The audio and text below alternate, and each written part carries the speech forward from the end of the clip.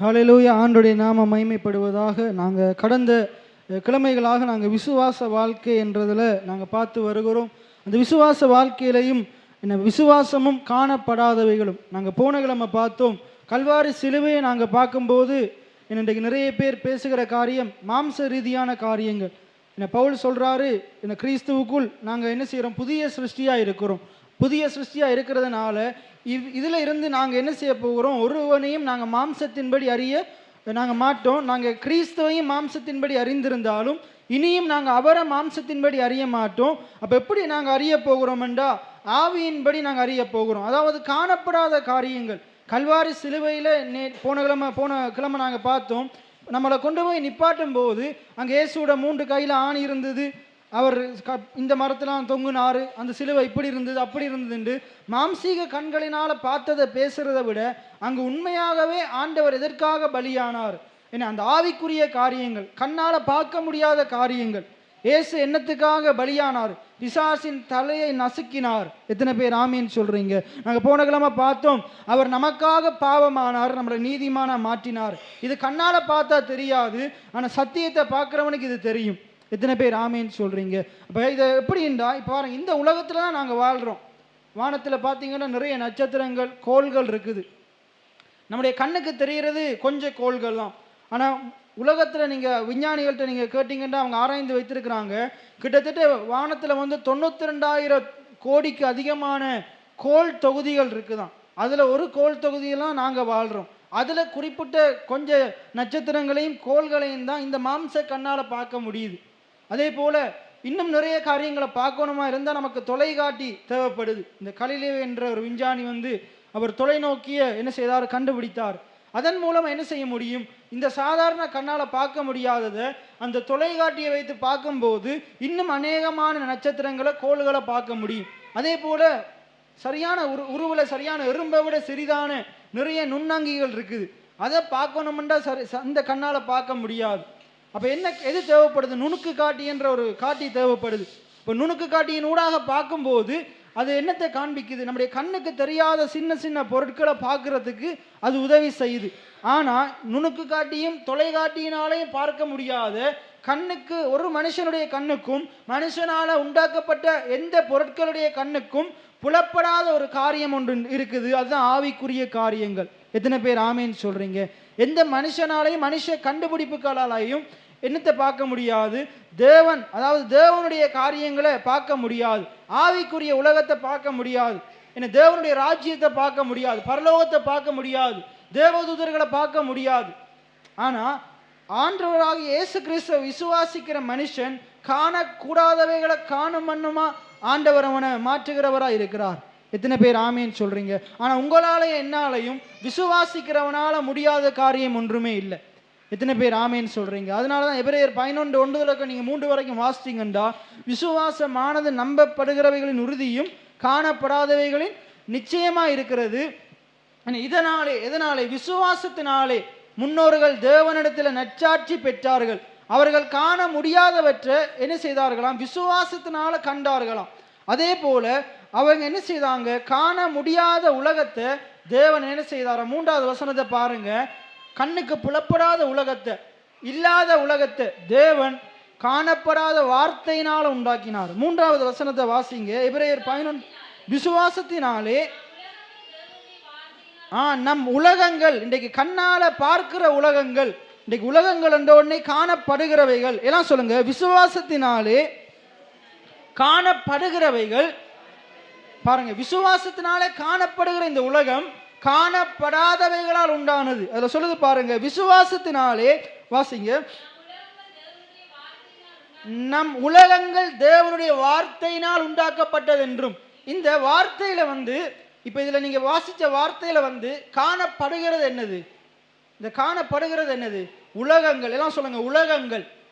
இன்றைக்கு நம்ம கண்ணால பார்க்கிற இந்த உலகம் அது என்ன செய்தான், ஆண்டவர் அதை உருவாக்கினாராம். எதிலிருந்து உண்டாக்கினாராம், இந்த காணப்படுகிற உலகம் காணப்படாததிலிருந்து உருவாக்கினாராம். எத்தனை பேர் ஆமீன் சொல்றீங்க? எல்லாம் சேர்ந்து அந்த வசனத்தை வாசிக்கிறீங்களா? எல்லாம் சேர்ந்து வாசிங்க. விசுவாசத்தினாலே நம் உலகங்கள் தேவனுடைய வார்த்தையினால் உண்டாக்கப்பட்டது என்றும். அப்ப தேவனுடைய வார்த்தை என்னது, காணப்படாதது. தேவனுடைய வார்த்தை காணப்படாத உலகத்தை சேர்ந்தது, அதாவது ஆவிக்குரிய உலகத்தை சேர்ந்தது. வார்த்தை எப்படி இருக்குதுன்னா ஆவியா இருக்குது, வார்த்தைக்குள்ள ஜீவன் இருக்குது. ஒருவர் என்ன செய்யுங்க, யோவான் 6ஆம் அதிகாரம் 63வது வசனத்தை எடுத்துக்கொள்ளுங்க. யோவான் 6ஆம் அதிகாரம் 63வது வசனம், அதுல சொல்லப்படுது பாருங்க. யோவான் 6:63, ஆவியோ உயிர்ப்பிக்கிறது, மாம்சமானது ஒன்றுக்கும் உதவாது. நான் உங்களுக்கு சொல்லுகிற வசனங்கள் ஆவியாயும் ஜீவனாயும் இருக்கிறது. அதுக்கு அடுத்த வசனத்தை பாருங்க. ஆகிலும் உங்களில் விசுவாசியாதவர்கள் சிலர் உண்டு என்றார். விசுவாசியாதவர்கள் இன்னார் என்றும், தம்மை காட்டி கொடுப்பவர்கள் இன்னார் என்றும் ஆதி முதலாக இயேசு அறிந்தபடியால். அதுல சொல்றாரு பாருங்க, உங்களில் பாருங்க, சீஷர்களோடு இருந்து பேசும்போது சொல்றாரு, இதுல நீங்க இருக்கிறீங்க, என்னைய காட்டி கொடுக்கிறவனும் இருக்கிறான், என்னைய விசுவாசிக்காதவனும் இருக்கிறான். அதே போல இந்த சபையிலையும் நிறைய பேர் இருந்தாலும் விசுவாசிக்காதாக்களும் இருந்து கொண்டுதான் இருக்கிறாங்க, ஆண்டவரை நம்பாதாக்களும் இருந்து கொண்டுதான் இருக்கிறாங்க. ரைட். அப்ப இதுல சொல்லுது பாருங்க, ஆவியே உயிர்ப்பிக்கிறது, மாம்சமானது ஒன்றுக்கும் உதவாது. நான் உங்களுக்கு சொல்லுகிற வார்த்தைகள், இன்னைக்கு நீங்க கேட்கிற இந்த தேவனுடைய வார்த்தைகள் எப்படி இருக்குதான்? உயிர்ப்பிக்கிற வார்த்தையா இருக்குதான். அந்த வார்த்தைக்குள்ள உயிர்ப்பிக்கிற ஜீவன் இருக்குது.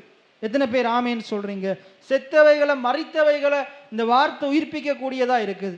நமக்குள்ள இருக்கிற ஆண்டுடைய வார்த்தைக்கு புறம்பான வியாதியை, என்ன தரித்திரத்தை, என்ன நமக்குள்ள இருக்கிற தேவையில்லாத காரியங்களை மாற்றுகிறதா இருக்குது. எத்தனை பேர் விசுவாசிக்கிறீங்க? அப்ப ஆண்டுடைய வார்த்தை எப்படிப்பட்டது? காணப்படாத உலகத்தை சேர்ந்தது. அந்த வார்த்தை உருவாக்கக்கூடியது. ஆண்டுடைய வார்த்தை என்ன செய்யக்கூடியது? உருவாக்கக்கூடியது. பிசாசுர வார்த்தை எப்படி என்ன செய்யக்கூடியது? அழிக்கக்கூடியது. பிசாசுர வார்த்தை என்ன செய்யக்கூடியது? உடைக்கக்கூடியது. ஆண்டவர் நமக்காக உண்டாக்கி வைத்தவைகளை இல்லாமக்கக்கூடியது. ஆனா ஆண்டுடைய வார்த்தை என்ன செய்யும்? இல்லாதவைகளையும் புதிதா உருவாக்கும். எத்தனை பேர் ஆமேன்னு சொல்றீங்க? தேவன் ஆதியில இருக்கும்போது அங்க வானமும் இல்லை, பூமியும் இல்லை, இந்த உலகத்தில் இருக்கிற ஒன்றுமே இல்லை. ஆனா தேவன் என்ன செய்தார்? ஆதியிலே தேவன் வானத்தையும் பூமியையும் சிருஷ்டித்தார். எதனால சிருஷ்டித்தார்? யோவான் 1ஆம் அதிகாரத்தில் சொல்லப்படுது. எதனால சிருஷ்டித்தார்? வார்த்தையினால சிருஷ்டித்தார். காணப்படாத உலகத்தை சேர்ந்த வார்த்தையினால காணப்படுகிற உலகத்தை உண்டாக்கினார். எல்லாம் சொல்லுங்க. ஆதியிலே தேவன் காணப்படாத உலகத்தை சேர்ந்து காணப்படாத வார்த்தைகளினாலே காணப்படுகிற உலகத்தையும் அதில் உள்ளவைகளையும் சிருஷ்டித்தார். எத்தனை பேர் ஆமேன்னு சொல்றீங்க? இன்றைக்கு உங்களுடைய வாழ்க்கையில காணப்படுற உலகத்துல நீங்க வாழ்றீங்க. உங்களோட வாழ்க்கையில காணப்படுற ரீதியில வர்ற வியாதியை, தரித்திரத்தை, காணப்படுகிற ரீதியில வருகிற எப்படிப்பட்ட உபத்திரவத்தையும் நீங்க காணப்படாத தேவனுடைய வார்த்தையை எடுத்து பேசும்போது உங்களுடைய சூழ்நிலைகளை மாற்ற முடியும். எத்தனை பேர் ஆமேன்னு சொல்றீங்க? அப்ப இந்த வார்த்தைக்கு என்ன இருக்குது? ஏன் தேவனுடைய வார்த்தையை பேசணும்? ஏன் நம்ம அடிக்கடி பார்க்கிறோம், விசுவாசிக்கிற நம்ம பிரச்சனைகளை பேசக்கூடாது, சூழ்நிலைகளை பேசக்கூடாது, கோலியாத்தை பத்தி பெருமையா பேசக்கூடாது, மலையை பத்தி பெருசா பேசக்கூடாது.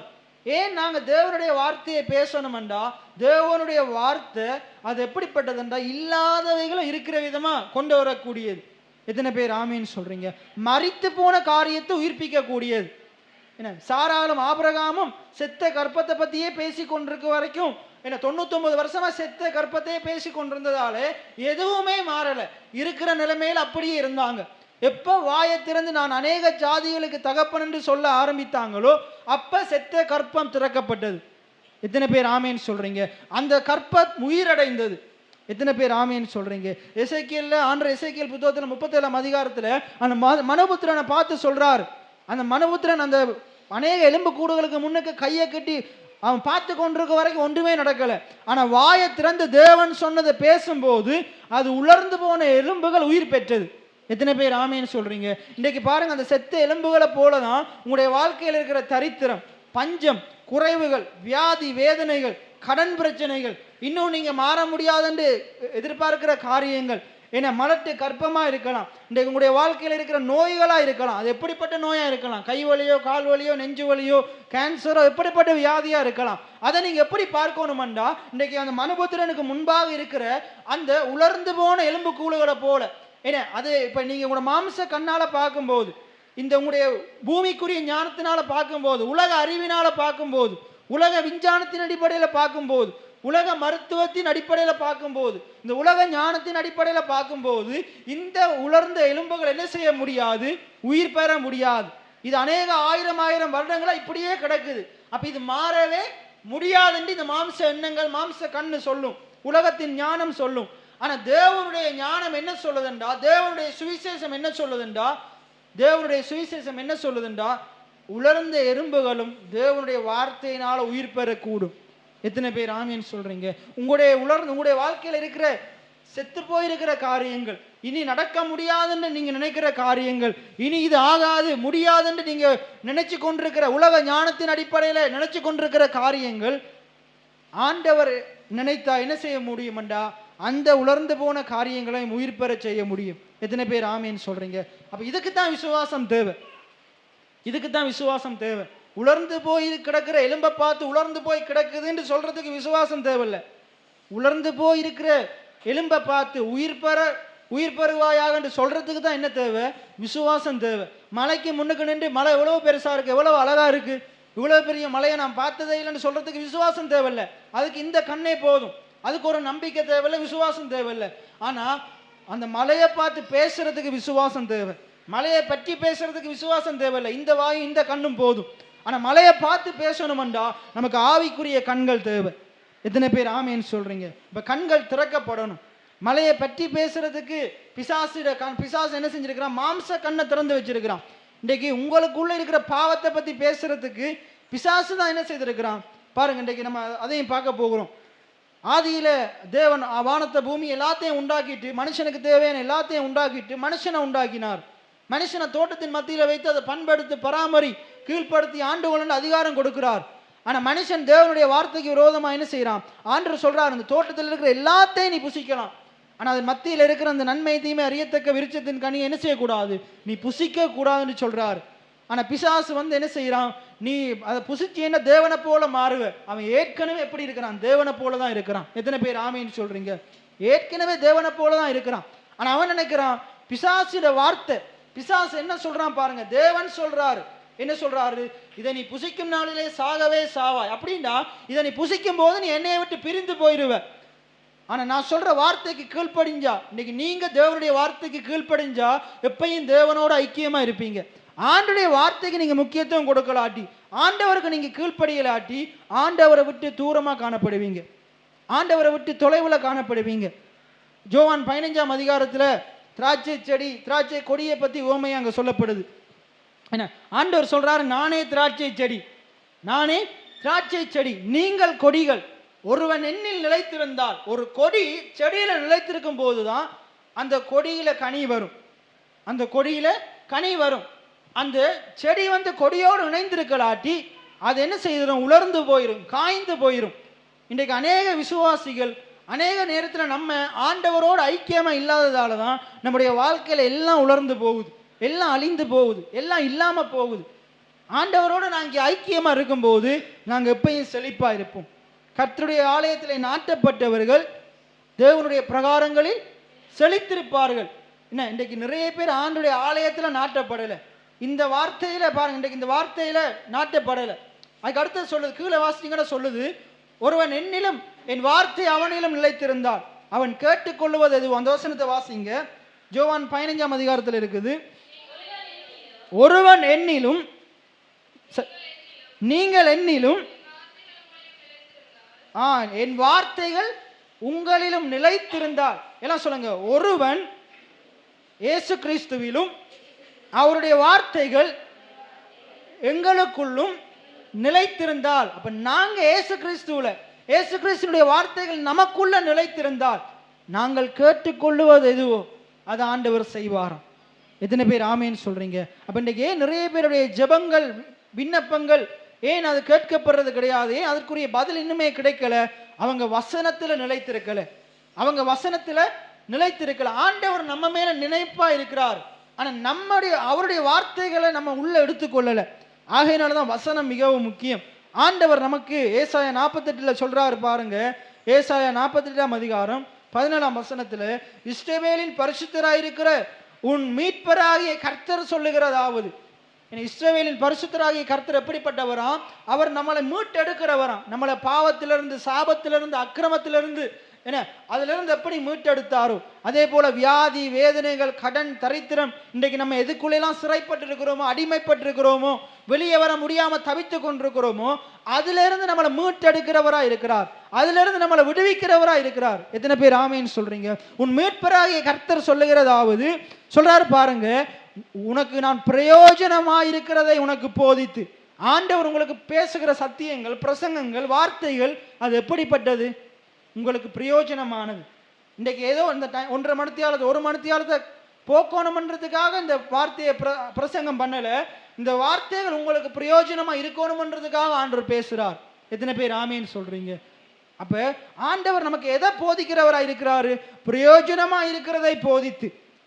எல்லாம் சொல்லுங்க, பிரயோஜனமா இருக்கிறதை போதித்து. பாருங்க, நீ நடக்க வேண்டிய வழியிலே உன்னை நடத்துகிற தேவனாகிய கர்த்தர் நானே. ஆண்டவர் நமக்கு பிரயோஜனமானதை போதித்து. சங்கீதம் 38 இதான் இருக்குது. ஏன்னா, நான் உனக்கு போதித்து நீ நடக்க வேண்டிய வழியை உனக்கு காட்டுவேன், உன்மேல் என் கண்களை வைத்து உனக்கு ஆலோசனை சொல்லுவேன். ஆண்டவர் சொல்லுகிற ஆலோசனைகள், ஆண்டவர் நமக்கு பண்ணுகிற போதனைகள், பிரசங்கங்கள், அது நம்முடைய வாழ்க்கைக்கு மிகுந்த பிரயோஜனமானது. எத்தனை பேர் ஆமேன்னு சொல்றீங்க? ஆகையினால நாங்கள் கட்டாயம் ஆண்டுடைய வார்த்தைகளை செவி கொடுத்தே ஆகணும். இயேசு ஞானஸ்தானம் பெற்று வெளியே வரும்போது பிதாவாகிய தேவன் பேசுறார். ஆவியானவர் அவர் மேல வந்திருக்கிறார். பிதாவாகிய தேவன் பேசுறார். என்ன பேசுறாரு? இவர் என்னுடைய நேசகுமாரன், இவரில் நான் பிரியமா இருக்கிறேன். அதுக்கு அப்படியே பரிசுத்த ஆவியானவர் வராந்திரத்துக்கு கொண்டு போறார். நீங்க மத்தேயு, மார்க்கு, லூக்கால 4ஆம் அதிகாரத்தை எடுத்தீங்கன்னா அங்க சோதனை வருது. கேட்ட வார்த்தை அங்கால சோதனை. இன்னைக்கு நீங்க வார்த்தையை கேட்குறீங்க, இப்போ வெளியே போகணும்னு சோதனை வரும். பிசாசு என்னத்துக்கு சோதனையை கொண்டு வர்றான்? உங்களுக்குள்ள தேவன் விதைத்த வார்த்தையை எடுத்து போடுறதுக்கு. தேவன் விதைத்த வார்த்தையை எடுத்து போடுறதுக்கு நீங்க வெளியில் அதை தாண்டோனே சோதனை வரும். என்ன சோதனை வரும்? பிசாசுக்கு நீங்க சேர்ச்சுக்கு வர்றது பிடிக்கும், நீங்க பாட்டு பாடுறது பிடிக்கும், காணிக்கை போடுறது பிடிக்கும், ஏன்னா இப்படி இருக்கிறது பிடிக்கும். ஆனா விசுவாசத்தோட வசனத்தை கேட்கறது பிடிக்காது. அது இருதயமாகிய நல்ல நிலத்துல விதைக்கிறது பிடிக்காது. அதனாலதான் தூங்க வைக்கிறான், அதனாலதான் எழும்பி போக வைக்கிறான், அதனாலதான் வேற வார்த்தையின் மேல சிந்தை இல்லாம வேற எங்கேயோ சிந்தனை இருக்கும்படி செய்யறான். அதனாலதான் இந்த இடத்துல குந்தி இருந்தாலும் உங்களுடைய எண்ணங்கள் எங்கேயோ கொண்டு போகிறோம். அதனாலதான் நாங்கள் வார்த்தையை கவனமா என்ன செய்யணும், அவதானிக்கணும். வார்த்தையை நாங்கள் நாடணும். ஏன்னா பிசாசு நம்மளை வார்த்தையை விட்டு திசை திருப்ப பார்ப்போம். ஆகையினால நாங்கள் கவனமா இருக்கோம். ஆண்டவர் நமக்கு போதிக்கிற காரியங்கள் நம்முடைய வாழ்க்கைக்கு அது பிரயோஜனமா இருக்குது. எத்தனை பேர் ஆமேன்னு சொல்றீங்க? அது நம்முடைய வாழ்க்கைக்கு தேவையா இருக்குது. அப்ப இயேசு பாருங்க, அவர் பிதா அவரோட பேசுறாரு. என்ன பேசுறாரு? இவர் என்னுடைய நேசகுமாரன், இவரில் நான் பிரியமா இருக்கிறேன். பிதா அவரை பார்த்து சொன்ன சத்தியம் இது. அப்ப இயேசு தனக்குள்ள அந்த வார்த்தையை எடுத்துக்கொண்டா அவர் எப்படி சொல்லுவார்? அண்டையிலிருந்து, நான் ஜோசேப்புட பிள்ளை இல்லை, நான் மரியாளுடைய பிள்ளைன்றது மாம்ச பிரகாரமான காரியம். அது உண்மைதான். நான் மரியாளுடைய மகன், கன்னியா இருந்த மரியாளுக்கு பிறந்த மகன், அது மாம்ச பிரகாரமான காரியம். அதே போல நான் ஜோசேப்புடைய மகன், மாம்ச பிரகாரமான காரியம். நான் நாசரேத்தில் வளர்ந்த மாம்ச பிரகாரமான காரியம். அதே போல நான் மாட்டுத் தொழுவத்தில் பெத்லேஹேம்ல பிறந்த மாம்ச ரீதியான காரியம். ஆனா இயேசு இப்ப ஆண்டவர் பேசுறாரு. வசனம் என்னது? ஆவியா இருக்குது. எல்லாம் சொல்லுங்க, வார்த்தை ஆவியா இருக்குது. இப்ப ஆண்டவர் ஆவிக்குரிய காரியத்தை பேசுறாரு. ஆவிக்குரிய தேவன் அவருடைய பிள்ளையோட ஆவிக்குரிய வார்த்தையை பேசுறார். நீ என்னுடைய பிள்ளை, நீ மரியாளுடைய பிள்ளைன்றதை விட, நீ ஜோசேப்புடைய பிள்ளை என்றதை விட எது நிச்சயமானதுண்டா? நீ என்னுடைய பிள்ளை. எத்தனை பேர் ஆமேன்னு சொல்றீங்க?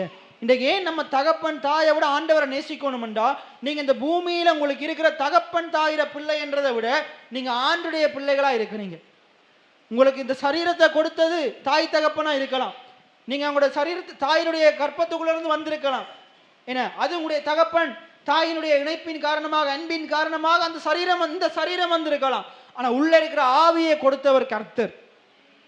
ஆனா இந்த தகப்பன் தாய் மூலமா வந்து இந்த சரீரம் ஏதோ 80, 90, 100 வயசு, 120 வயசு வரைக்கும் தான் இந்த உலகத்தில் இருக்க போகுது. ஆனா தேவன் உங்களுக்கு கொடுத்த ஆவி அது நித்தியமானது. அது என்றென்றைக்கும் இருக்கக்கூடியது. நீங்க இயேசுவை விசுவாசிச்சா அவரோடு கூட இருக்கும். நீங்க இயேசுவை அசட்டை பண்ணி, ஆண்டுடைய வார்த்தையை அசட்டை பண்ணி வாழ்வீங்களா இருந்தா அது அக்கினியில கிடைக்கும்.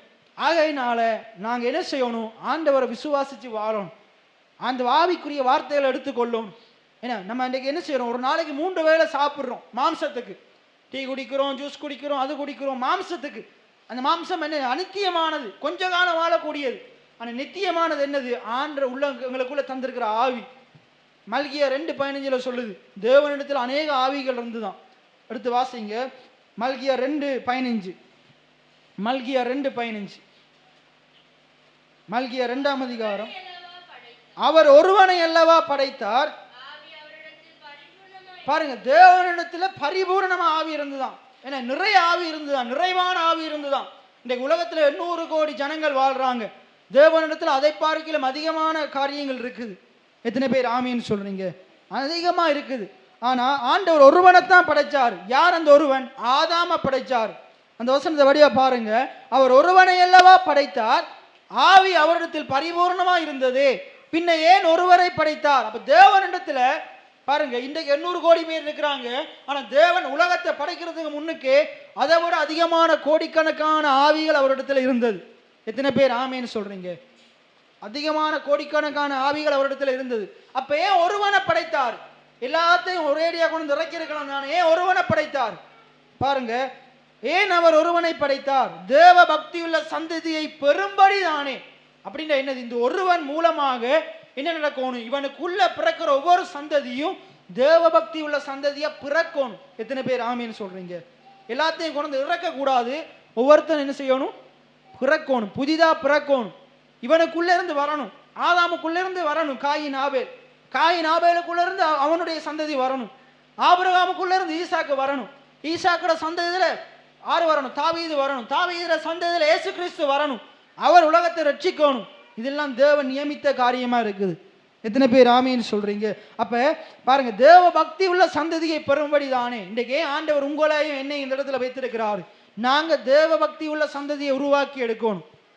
இன்றைக்கு நம்ம சபையில ஏற்கனவே எவ்வளவு பேர் இருந்தாங்க, அவங்க தங்களுடைய பிள்ளைகளை சந்ததியை தேவ பக்தி உள்ளவங்களா வளர்த்திருப்பாங்களா இருந்தால் இன்றைக்கு ஆலயம் நிரம்பி இருக்கும், ஆலயம் நிரம்பி இருக்கும்.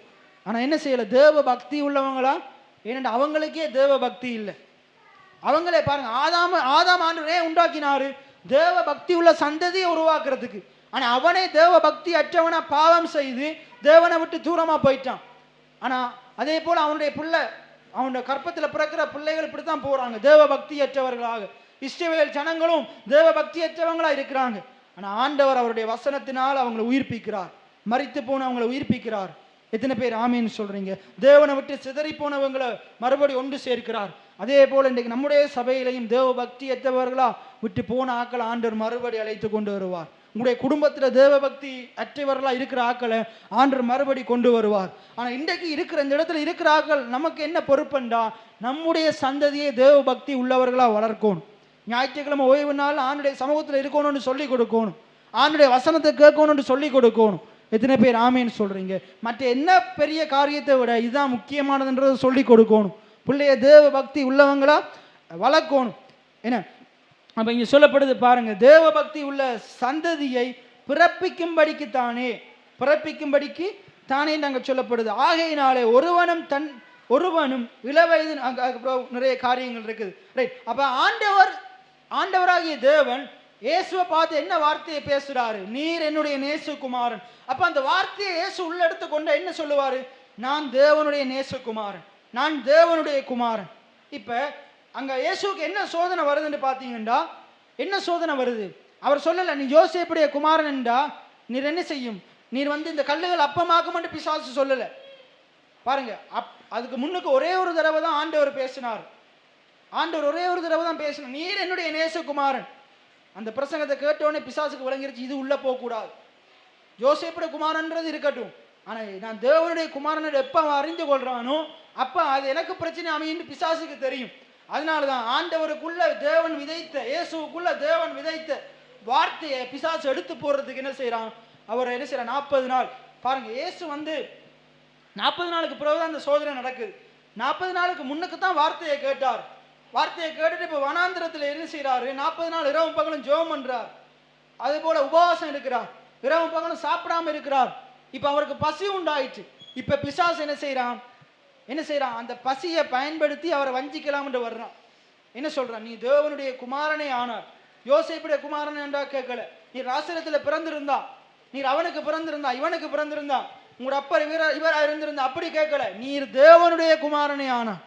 வார்த்தையை எடுத்து போறதுக்கு எவ்வளவு பெரிய காரியம் நடக்குது பாருங்க. என்ன, நீர் தேவனுடைய குமாரனே ஆனா இந்த கல்லுகளை அப்பமாக்கும்படி சொல்லும். பாருங்க, பிசாசுக்கே தெரிஞ்சிருக்குது அவர் சொன்ன ஆகும். எத்தனை பேர் ஆமேன்னு சொல்றீங்க? நீர் சொல்லும். பாருங்க, நீர் தேவனுடைய குமாரனே ஆனா இந்த கல்லுகளை அப்பமாக்கும்னு சொல்லல, அப்பமாக்கும்படி சொல்லும். ஏனென்றா ஆண்டவருடைய வார்த்தை எப்படிப்பட்டதுண்டா, இவர் சொன்னா அவருடைய வார்த்தையை கேட்ட மனுஷன் அவன் பேசினாலும் அப்படி ஆகும்.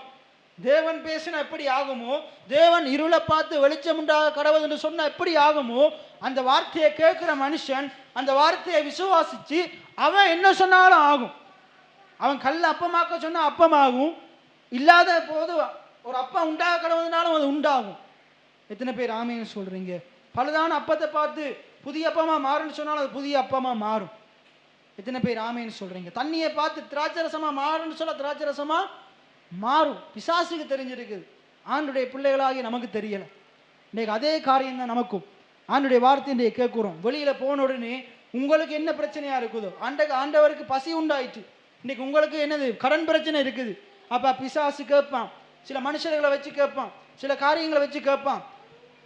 நீ ஆண்டுடைய பிள்ளையா இருந்தா, இன்னைக்கு நான் உங்களை போதிக்கிறபடி நீ நீதிமானா இருந்தா, நீ இவனா இருந்தா அவனா இருந்தா, இன்னைக்கு நீ கேட்ட பிரசங்கத்தின்படி நீ அவனா இருந்தா, நீ என்ன செய், இதை எப்படி செய், அதை அப்படி செய்யணும், தவறான வழிக்குள்ள கொண்டு போக பார்ப்பான்.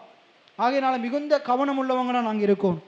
பாருங்க, இயேசு தான் யோசேப்புட குமாரன்றதுல சோதனை வரல, தேவனுடைய குமாரன்றதெல்லாம் சோதனை வந்துச்சு. நீங்களும் நானும் கடவுளுடைய பிள்ளைகளா இருக்கிறோம். 1 யோவான்ல சொல்லுது, நாங்கள் தேவனுடைய பிள்ளைகளா இருக்கிறோம். எத்தனை பேர் ஆமேன்னு சொல்றீங்க? மத்தேயுலையும் சொல்லப்படுது, நாங்கள் தேவனுடைய புத்திரர்களா இருக்கிறோம். எத்தனை பேர் ஆமேன்னு சொல்றீங்க? அப்ப தேவனுடைய புத்திரர்கள் அதை அறிஞ்சு கொள்ளணும், சோதனைகளை மேற்கொள்ளணும். சரி, அப்ப நாங்க இந்த காரியத்தில் மிக தெளிவுள்ளவர்களா இருக்கணும். இது நான் யாரா இருக்கிறேன், கிறிஸ்துவுக்குள்ள நான் யாரா இருக்கிறேன். நம்ம இன்றைக்கு என்ன பார்க்கிறோம்? விசுவாசமும் காணப்படாதவைகளும். நாங்க போன கிழமை பார்த்தோம், கல்வாரி சிலுவையை பார்க்கும்போது, மாம்ச ரீதியான காரியங்களை பார்க்கும்போது நம்ம என்னத்தை பேசி கொண்டிருக்கிறோம்? 3 ஆணி, என்ன சிலுவை, அது அந்த மரம் இந்த மரம்னு பேசி கொண்டிருக்கிறோம். இல்லை, கல்வாரி சிலுவையில் என்ன நடந்தது? என்னைய தேவன் அவரோட ஒப்புரவாக்கினார். எத்தனை பேர் ஆமேன்னு சொல்றீங்க? என்னைய தேவன் அவரோட ஒப்புரவாக்கினார், எனக்கும் அவருக்கும் இடையில சமாதானம் உண்டானது. இன்னும் என்ன நடந்தது? என்னுடைய பாவங்களை ஆண்டவர் அவர் கல்வாரி சிலுவையில் அவரை ஏற்றுக்கொண்டார். எத்தனை பேர் ஆமேன்னு சொல்றீங்க? என்னுடைய சாபங்கள் அவர் ஏற்றுக்கொண்டார், என்னுடைய தரித்திரத்தை அவர் ஏற்றுக்கொண்டார், என்னுடைய தோல்விகளை அவர் ஏற்றுக்கொண்டார். இன்றைக்கு இன்னும் சில காரியங்களை நாங்கள் பார்க்க போகிறோம். நாங்கள் திருப்பிக் கொள்வோம். அப்போஸ்தலர் 28ஆம் அதிகாரம், அப்போஸ்தலர் 28ஆம் அதிகாரம்,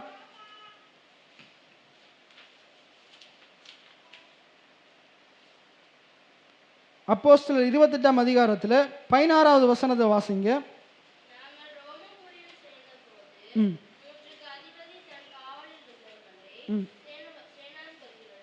சாரி, அப்போஸ்தலர் 26 16 தொடக்கம் 18. அப்போஸ்தலர் 26 16 தொடக்கம் 18.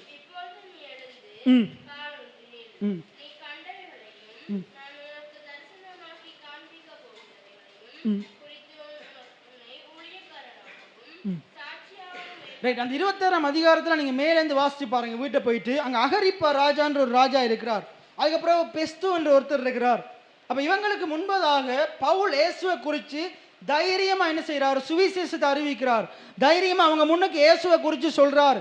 முன்னுக்கு நானும் இப்படித்தான் இருந்தேன், என்ன நான் மாம்சத்தில் இருக்கும்போது நான் இயேசு கிறிஸ்துவ அறியறதுக்கு முன்னுக்கு, தமஸ்கூல அந்த ஒளி என்னை சந்திக்கிறதுக்கு முன்னுக்கு நானும் சபையை துன்பப்படுத்துகிறவனா இருந்தேன், சபைகளை நொறுக்குகிறவனா இருந்தேன். நான் என்ன செய்தேன்? அங்கே இருக்கிற அந்த சங்கத்துக்கு அங்கே அனுமதியை பெற்று சபைகளை துன்பப்படுத்துறதுக்காக நான் கடந்து சென்ற போது தமஸ்குவில் ஒரு ஒளியில என்ன செய்தார்? முள்ளில் உதைக்கிறது உனக்கு கடினமாம் என்று என்ன செய்தார்? நான் அழிக்க தேடின இயேசு கிறிஸ்து என்னோடு பேசினார், என்னோடு இடைப்பட்டார். அப்ப அவர் என்னைய மாற்றினார், அவர் இந்த மகிமையான வெளிப்பாடு எனக்குள்ள தந்தார். அப்போஸ்தலர் 26ஆம் அதிகாரத்தில் நீங்க 1லிருந்து வாசிச்சு பார்த்தீங்கன்னா இந்த காரியங்கள் சொல்லப்படுது. ஆகையினால நான் என்ன செய்யறேன்? அவருக்காக நான் அவருடைய சுவிசேஷத்தை மற்றவர்களுக்கு அறிவிக்கிறதுக்காக நான் கடந்து செல்றேன். அப்ப அப்படின்ட்டு அவர் சொல்லி கொண்டிருக்கிறார். அந்த வசனத்தில் 16 தொடக்கம் இப்ப நீங்க வாசிங்க, 16 தொடக்கம் 18 வரைக்கும் வாசிங்க. அப்போஸ்தலர் 26 16 தொடக்கம்.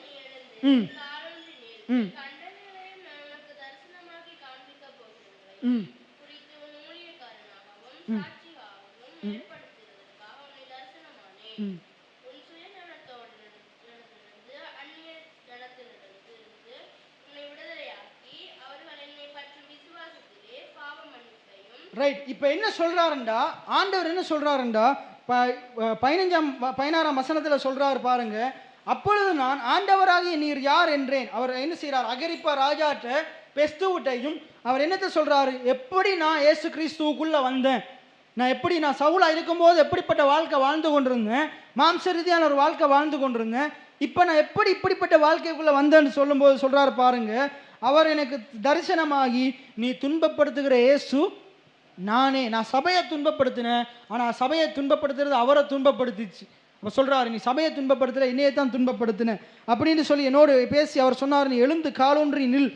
அவர் சொன்னார், அதை இயேசு கிறிஸ்து சொன்னார். என்ன சொன்னார், நீ எழுந்து காலொன்றி நில், நீ என்ன செய், நீ கண்டவைகளையும் உனக்கு தரிசனமானதையும் நான் உனக்கு காண்பிக்க போகிறதையும் குறித்து என்ன செய், நீ ஊழியக்காரனாகவும் சாட்சியாக இருந்த என்ன செய், நீ மற்றவர்களுக்கு சொல்லு.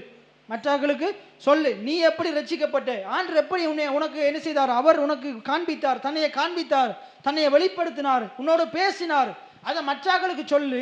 மற்றவர்களுக்கு நீ சொல்லும் போது அவங்க அந்த வார்த்தையை கேட்டு, அந்த சுவிசேஷத்தை கேட்டு, உன்னுடைய நீ பேசுகிற சத்தியத்தை கேட்டு அவங்க விசுவாசிக்கும் போது என்ன நடக்கும் பாருங்க.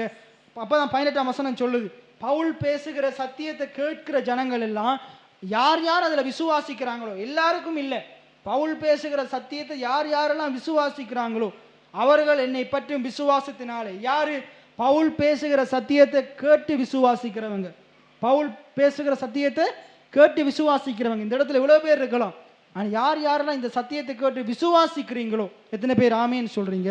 பவுல் பேசுகிற சத்தியத்தை கேட்டு விசுவாசிக்கிறவங்க அந்த விசுவாசத்தினால பாவ மன்னிப்பையும் எதை பெற்றுக்கொள்வாங்க, பாவ மன்னிப்பு. எத்தனை பேர் ஆமேன்னு சொல்றீங்க? எத்தனை பேர் விசுவாசிக்கிறீங்க? இந்த இடத்துல இருக்கிறவங்க ஒவ்வொருத்தருடைய பாவங்களையும் ஆண்டவர் மன்னித்திருக்கிறார். அவ்வளவுதானா? எத்தனை பேர் விசுவாசிக்கிறீங்க? உங்களுடைய பாவங்களை ஆண்டவர் மன்னித்திருக்கிறார். இயேசு கிறிஸ்துவினுடைய இரத்தம் சகல பாவங்களையும் நீக்கி நம்மை சுத்திகரிக்கும். எத்தனை பேர் ஆமேன்னு சொல்றீங்க? இன்னைக்கு நமக்குள்ள நாங்கள் பாவம் இருக்குன்னு சொல்லி ஆண்டவரிடத்துல போய் அறிக்கை செய்தோம். ஆண்டவருடைய பாவங்களை மன்னித்தார், நம்மளை புதிய சிருஷ்டியா நீதிமான்களா மாற்றி இருக்கிறார். அப்ப அதை விசுவாசிக்கணும். இயேசு கிறிஸ்துடைய இரத்தத்தினால் என்னுடைய பாவங்கள் மன்னிக்கப்பட்டிருக்கிறது. எபேசியர் 2:7 வாசிங்க ஒருவர். இது அப்படியே வைத்துக்கொண்டு எபேசியர் 2:7 வாசிங்க. அவருடைய இரத்தத்தினாலே பாவ மன்னிப்பாகிய மீட்பு நமக்கு உண்டாயிருக்குது. 2:7 எபேசியர் 2:7.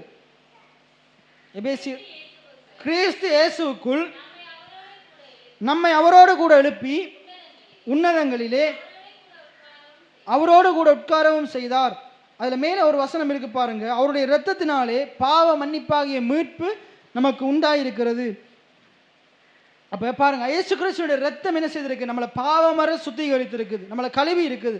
இப்ப நம்ம அப்போஸ்தலருக்கு வருவோம். அப்போஸ்தலர்ல பாருங்க, பவுலுடைய சத்தியத்தை கேட்டு விசுவாசிக்கும் போது விசுவாசத்தினால என்ன உண்டாகுதான், பாவ மன்னிப்பு. எத்தனை பேர் ஆமேன்னு சொல்றீங்க? ரெண்டாவது என்ன உண்டாகுது, பரிசுத்தமாக்கப்பட்டவர்களுக்குரிய சுதந்திரத்தை. எல்லாம் அந்த வசனத்தை வாசிங்க. அப்போஸ்தலர் 26:18 எல்லாரும் சேர்ந்து வாசிங்க. அவர்கள் என்னை பற்றும் விசுவாசத்தினாலே, எல்லாம் சொல்லுங்க, அவர்கள் நாங்கள் இயேசுவை பற்றும் விசுவாசத்தினாலே, நாங்கள் இயேசுவை பற்றும் விசுவாசத்தினாலே பாவ மன்னிப்பையும் பரிசுத்தமாக்கப்பட்டவர்களுக்குரிய சுதந்திரத்தையும் பெற்றுக்கொள்ளும்படியாக. பாருங்க, என்னத்துக்காகவா, பாவ மன்னிப்பை பெற்றுக்கொள்ளும்படியாக. எத்தனை பேர் பாவ மன்னிப்பை பெற்றுக்கொண்டிருக்கிறீங்க?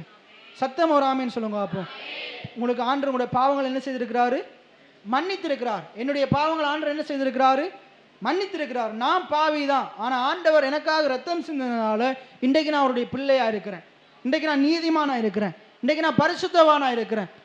எத்தனை பேர் ஆமேன்னு சொல்றீங்க? ரெண்டாவது காரியம், இப்போ உங்களுக்கு ரைட், உங்க எல்லாருக்குமே பாவ மன்னிப்பட நிச்சயம் இருக்குது அப்படின்னு நான் விசுவாசிக்கிறேன். இப்போ ரெண்டாவது காரியம், இப்போ பாவ மன்னிப்பை பெற்றவன் யாரு, பரிசுத்தவான் நீதிமான். பாவ மன்னிப்பை பெற்றவன் யாரு, பரிசுத்தவான் நீதிமான். ரைட். இப்ப பாருங்க, பரிசுத்தமாக்கப்பட்டவர்களுக்குரிய சுதந்திரத்தையும், இப்ப பரிசுத்தமாக்கப்பட்டவர்களுக்கு ஒரு சுதந்திரம் இருக்குதான். அப்ப சுதந்திரம் என்றா இன்ஹெரிட்டன்ஸ் இங்கிலீஷ்ல சொல்லுவாங்க. அதாவது அவங்க இன்னும் பெற வேண்டிய பரிசுத்தமாக்கப்பட்டவன் சில காரியங்களை பெற்றுக்கொள்ளணும். பரிசுத்தமாக்கப்பட்டவன் சில காரியங்களை ஆண்டவரிடத்திலிருந்து பெற்றுக்கொள்ளணும். பெறாம வாழ முடியாது. அவன் பரிசுத்தமாக்கப்பட்டுட்டானா இருந்தா ஆண்டவர் சில காரியங்கள் அவனுக்கு கொடுப்பார். அவன் சுதந்திரிக்கும்படிக்கு கொடுப்பார். அப்ப பரிசுத்தமாக்கப்பட்டவர்களுக்குரிய நீங்களும் நானும் யாரு? தேவனால பரிசுத்தமாக்கப்பட்டவர்கள், இரத்தத்தினால பரிசுத்தமாக்கப்பட்டவர்கள். அப்ப நாங்க பரிசுத்தமாக்கப்பட்டவர்களா இருப்போமா இருந்தா நாங்க சில காரியங்கள் என்ன செய்யணும்? சில காரியங்கள் என்ன செய்யணும்? சுதந்திரிக்கணும். எல்லாம் சொல்லுங்க, சுதந்திரிக்கணும். எபேசியர் 6:11 சொல்லுது, என்ன அசதியா இராமல் வாக்குத்தத்தமுள்ள ஆசீர்வாதங்களை விசுவாசத்தினாலும் நீடிய பொறுமையினாலும் சுதந்திரித்துக் கொள்ளுகிறவர்களை பின்பற்றுகிறவர்களா இருங்கள். எல்லாரையும் பின்பற்றாதீங்க. யாரை பின்பற்றணும்? வாக்குத்தத்தமுள்ள ஆசீர்வாதங்களை விசுவாசத்தோடையும் பொறுமையோடையும் என்ன செய்யணுமா? சுதந்திரித்துக் கொள்ளணும். எல்லா விசுவாசியும் பின்பற்று, எல்லா பாஸ்டரையும் பின்பற்றுன்னு சொல்லல. அவன் பாவ மன்னிப்பை பெற்று ஆண்டவர் எனக்காக சில காரியங்களை வைத்திருக்கிறாரு, அதெல்லாம் நான் சுதந்திரித்துக் கொள்ளணும். அந்த சுதந்திரத்தை கொள்ளுகிறவனை பின்பற்று. எத்தனை பேர் ஆமேன்னு சொல்றீங்க? நான் சொல்றது உங்களுக்கு எத்தனை பேருக்கு விளங்குதோ தெரியல. இன்னைக்கு நீங்க பாவ மன்னிப்பை பெற்றிருக்கிறீங்க, நான் பாவ மன்னிப்பை பெற்றிருக்கிறேன். ஆனா அது போதாது. ஆண்டவர் என்னை பரிசுத்தமாக்கி இருக்கிறார். என்னை பாவமர மன்னித்து, பாவியாக என்னைய, தகுதியற்ற என்னைய ஆண்டவர் மன்னித்து தகுதிப்படுத்தி என்ன செய்தார்? என்னை பரிசுத்தமான மாற்றி இப்ப எனக்காக சில காரியங்களை வைத்திருக்கிறார். இப்ப நான் என்ன செய்யணும்? அதை சுதந்திரித்துக் கொள்ளணும். தேவன் எனக்காக ஆயத்தம் பண்ணினதை சுதந்திரித்துக் கொள்ளணும். இதைத்தான் 2 கொரிந்தியர்ல 2ஆம் அதிகாரம் 9ஆம் வசனத்தில் சொல்றார். எழுதியிருக்கிறபடி, எல்லாம் சொல்லுங்க, எழுதியிருக்கிறபடி தேவன் தம்மில் அன்பு கூறுகிறவர்களுக்கு ஆயத்தம் பண்ணினவைகளை கண்கள் காணவும் இல்லை, காதுகள் கேட்கவும் இல்லை, இருதயத்தில் தோன்றவும் இல்லை. நமக்கோ, யாருக்கு? பரிசுத்தமாக்கப்பட்டவர்களுக்கோ பாவம் மன்னிக்கப்பட்டவர்களுக்கோ ஆவியானவர் அதை வெளிப்படுத்தினார். எத்தனை பேர் ஆமேன்னு சொல்றீங்க? அதை புறவை பார்ப்போம், இதை பார்ப்போம். அப்ப தேவன் உங்களுக்காகவும் எனக்காகவும் நிறைய சுதந்திரத்தை ஆயத்தம் பண்ணி வச்சிருக்கிறார். அவரால் பரிசுத்தமாக்கப்பட்ட எனக்காக நான் சுதந்திரிக்கும்படி தேவன் நிறைய காரியங்களை ஆயத்தம் பண்ணி வச்சிருக்கிறார். எல்லாம் சொல்லுங்க, அவராலே பரிசுத்தமாக்கப்பட்ட எனக்காக என் தேவன் நான் சுதந்திரிக்கும்படி, நான் பெற்றுக்கொள்ளும்படி நிறைய சுதந்திரங்களை ஆயத்தம் பண்ணி வைத்திருக்கிறார். எத்தனை பேர் ஆமேன்னு சொல்றீங்க? எத்தனை பேர் ஆமேன்னு சொல்றீங்க? அப்ப அதை நம்ம என்ன செய்யணும்? சுதந்திரிக்கணும். இன்றைக்கு வரைக்கும் ஏன் சுதந்திரிக்கல? அறியாம. என் ஜனங்கள் அறியாமையினால் சங்காரம் ஆகிறார்கள். அறியாம தேவன் எனக்காக வச்சிருக்கிறார் தெரியல. தேவன் எனக்காக நன்மையை வச்சிருக்கிறார், கிருபையை வச்சிருக்கிறார், தேவன் எனக்காக நிறைய காரியங்கள் ஆயத்தம் பண்ணி வச்சிருக்கிறார் எனக்கு தெரியல, நமக்கு தெரியல. அதனால இன்னும் சுதந்திரிக்கல. ஆனா இந்த சத்தியம் உங்களுக்கு என்ன செய்யும்? தேவன் உங்களுக்கு ஆயத்தம் பண்ணினதை ஆவியானவர் இந்த சத்திய வார்த்தை மூலமா வெளிப்படுத்துறார். எத்தனை பேர் ஆமேன்னு சொல்றீங்க? இதை நம்ம எங்க இலகுவா பார்க்கலாம்டா, இது நாங்கள் லூக்கா 15ஆம் அதிகாரத்தில் இலகுவா பார்க்கலாம். பாருங்க, ஒரு தகப்பனுக்கு 2 குமாரங்க இருக்கிறாங்க. அதுல மூத்த குமாரன், இளைய குமாரன் அப்பாட்ட இருக்கிற சொத்தெல்லாம் வாங்கி என்ன செய்யறாரு? தூர தேசத்துக்கு போய் அதெல்லாம் செலவழிச்சு பண்ணி தின்ற தவிடும் கிடைக்காம இப்ப அவர் நினைக்கிறாரு, நான் அப்பாட்ட போனா அப்பாட்ட வீட்டுல வேலைக்காரன் கூடி நல்லா சாப்பிட்றான், எனக்கு இங்க பண்ணி தின்ற தவிடு கூடி இல்லையே என்று கவலைப்பட்டுட்டு என்ன செய்யறான்? மனம் திரும்பி அவன் என்ன செய்யறான்? தகப்பன் அண்டையில ஓடி போகும்போது தகப்பன் ஆவலா வாசல்ல காத்து கொண்டிருக்கும் போது மகன் தூரத்துல வருகிறது கண்டு இவர் என்ன செய்யறாரு? போய் அவனை கட்டி அழுவி முத்தம் செய்கிறார். அப்படின்னு என்னது? தகப்பனுக்கு விரோதமா அவன் செய்த பாவத்தை முதலாவது மன்னிக்கிறார். எத்தனை பேர் ஆமேன்னு சொல்றீங்க? மன்னிச்சு அவனை ஏற்றுக்கொள்றார். ஏற்றுக்கொண்ட பிறகு அவனுக்காக தகப்பன் கொளுத்த ஆட்டோண்ட வச்சிருக்கிறார். எத்தனை பேர் ஆமேன்னு சொல்றீங்க? அவனுக்காக தகப்பன் ஒரு மோதிரத்தை வைத்திருக்கிறார். எத்தனை பேர் ஆமேன்னு சொல்றீங்க? அவனுக்காக தகப்பன் உயர்ந்த வஸ்திரத்தை வைத்திருக்கிறார். அடுத்தது அவனுக்காக தகப்பன் பாதணியை வைத்திருக்கிறார். எத்தனை பேர் ஆமேன்னு சொல்றீங்க? இது தகப்பன் அவனுக்காக வைத்த சுதந்திரம். எத்தனை பேர் ஆமேன்னு சொல்றீங்க? ஆனா அங்க மூத்த குமாரன் என்ன கேட்கிறான்? பாவிகளிடத்துல உங்களுடைய ஆஸ்தியை அழித்து போட்டு அவனை திருப்பி ஏற்றுக்கொள்றீரே. அவர் சொல்றாரு, அது மட்டும் இல்ல, அவனுக்காக நான் இன்னும் சுதந்திரத்தை வைத்திருக்கிறேன், அவனுக்காக நான் இன்னும் ஏராளம் தாராளமா வச்சிருக்கிறேன். முதலாவது பார்த்தோம் விசுவாசத்தினால பாவ மன்னிப்பு. அடுத்தது பார்த்தோம் பரிசுத்தமாக்கப்பட்டவர்களுக்குரிய சுதந்திரம். எத்தனை பேர் ஆமேன்னு சொல்றீங்க? முதலாவது உங்களுக்கு பாவம் மன்னிக்கப்பட்டிருக்கணும் நிச்சயம் இருக்கும். ரெண்டாவது பரிசுத்தமாக்கப்பட்டவர்களுக்குரிய சுதந்திரம். என்ன சொல்லுங்க? பரிசுத்தமாக்கப்பட்டவர்களுக்குரிய சுதந்திரம். ஐயோ பினாஸ், இன்றைக்கு கண்ணால பார்க்க முடியலையே. விசுவாசம் என்றது கண்ணால பார்க்கறத நம்புறது இல்லை, காணப்படாதது நம்புறது. எத்தனை பேர் ஆமீன்னு சொல்றீங்க? அங்கிருந்து இளையகுமாரன் வரும்போது கண்ணால பார்த்தானா? அவர் ஏற்றுக்கொள்ளுவார் என்ற நிச்சயம் இல்லாதவனா வந்தான். தகப்பனை ஏற்றுக்கொள்ளுவார் என்ற நிச்சயம் இல்லாதவரா வந்தான். ஆனா தகப்பன் ஏற்றுக்கொண்டார்.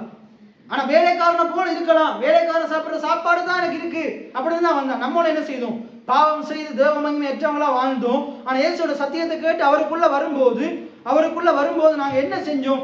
ஆண்டவரே, நான் தகுதியற்றவன், பாவி, பரதேசி, ஒண்ணு இல்லாதவன், இப்படிதான் ஆண்டவரத்துல வந்தோம். ஆனா ஆண்டவர் நமக்கு என்ன அறிவிக்கிறாரு? நம்ம எதிர்பார்த்தோம் ஆண்டவர் நம்மளை கிட்டவே நம்மளை எடுக்க மாட்டாரு. ஆனா ஆண்டவர் நம்மளை எப்படி மாத்திருக்கிறாருன்றா, நம்மளை பாவமர கழுவி சுத்திகரித்து நம்மளை அடிமையா வச்சிருக்கல, நம்மளை பிள்ளையா மாத்திட்டார். எத்தனை பேர் விசுவாசிக்கிறீங்க? நம்மளை அடிமையா வச்சிருக்கல, நம்மளை பிள்ளையா மாத்திட்டார். இன்னைக்கு உங்களை பார்த்து ஆண்டவர் என்ன சொல்றாருன்னா, நீங்க என்னுடைய பிள்ளைகளா இருக்கிறீங்க, நீங்க என்னுடைய பிள்ளைகளா இருக்கிறீங்க, உங்களுடைய பாவங்களை நான் மன்னித்திருக்கிறேன். 32வது சங்கீதத்துல சொல்றது, எவனுடைய பாவங்கள் மன்னிக்கப்பட்டதோ அவன் பாக்கியவான், எவனுடைய அக்கிரமத்தை தேவன் எண்ணாது இருக்கிறாரோ அவன் பாக்கியவான். எத்தனை பேர் ஆமீன் சொல்றீங்க? இன்னொரு சங்கீதத்துல சொல்றாரு, அவர் நம்முடைய பாவங்களுக்கு தக்கதாக செய்யாமலும் நம்முடைய அக்கிரமங்களுக்கு தக்கதாக சரிகட்டாமலும் இருக்கிறார். அவர் நம்முடைய பாவங்களுக்கு தக்கதாக செய்யாமலும், என்ன சொல்லுங்க? அவர் என் தேவன் என்னுடைய பாவங்களுக்கு தக்கதாக செய்யாமலும் அக்கிரமங்களுக்கு தக்கதாக சரி கட்டாமலும் இருக்கிறார். எத்தனை பேர் ஆமீன் சொல்றீங்க? அவர் பாவங்களுக்கு தக்கதாக செய்யல, அவர் நமக்கு என்ன எப்படி செய்யறாரு? அந்த ரத்தத்தை பார்த்து செய்யறார். எத்தனை பேர் ஆமீன் சொல்றீங்க? விசுவாசத்தை பார்த்து செய்யறார்.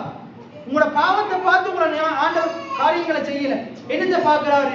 இவன் இயேசுவை விசுவாசிக்கிறானா, இவன் ரத்தத்தை விசுவாசிக்கிறானா, இவன் என்ன கல்வாரி சிலுவை மூலமா உண்டான அந்த காரியத்தை விசுவாசிக்கிறான். எத்தனை பேர் விசுவாசிக்கிறீங்க? எத்தனை பேர் கல்வாரி சிலுவையில உண்டான காரியத்தை விசுவாசிக்கிறீங்க? அதை பார்த்து தான் ஆண்டவர் என்ன செய்யறார்? உங்களுடைய விசுவாசத்தை பார்த்து பலன் அளிக்கிறார். உங்களுடைய விசுவாசத்தின் மூலமா பாவம் மன்னிக்கப்பட்டிருக்கு. ரைட். அடுத்தது சுதந்திரிக்கும். தேவன் உங்களுக்காக வைத்திருக்கிற ஆசீர்வாதங்களை சுதந்திரிக்கும். அதை என்ன செய்யணும்? சுதந்திரிக்கும். அதை அறிந்து கொள்ளணும். முதலாவது உங்களுக்கு தெரியணும், தேவன் எனக்காக காரியங்களை வச்சிருக்கிறார், தேவன் எனக்காக சில காரியங்களை ஆயத்தம் பண்ணி வச்சிருக்கிறார்.